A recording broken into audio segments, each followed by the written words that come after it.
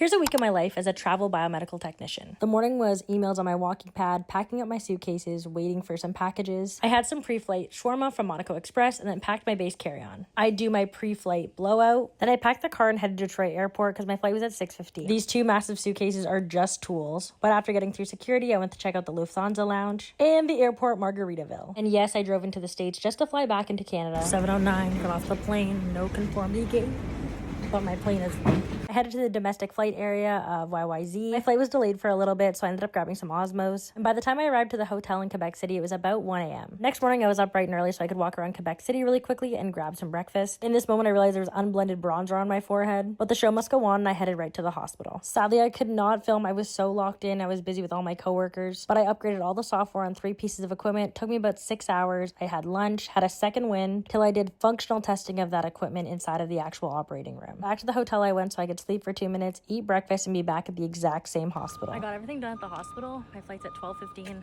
I'm hoping to get to the airport by 11. It was 10:50 when I filmed that. I arrived at the hospital at 11:05. Thank goodness for 360 wheels and small airports, because Air Canada was able to check my bags. I had about 30 minutes until boarding at Quebec Airport. Mid-flight, I realized my headphones were lightning. Flight at Toronto Airport was also delayed, so I ended up grabbing a burger. I'm so happy to be home. And after a bag mismatch, I was home by 8 p.m.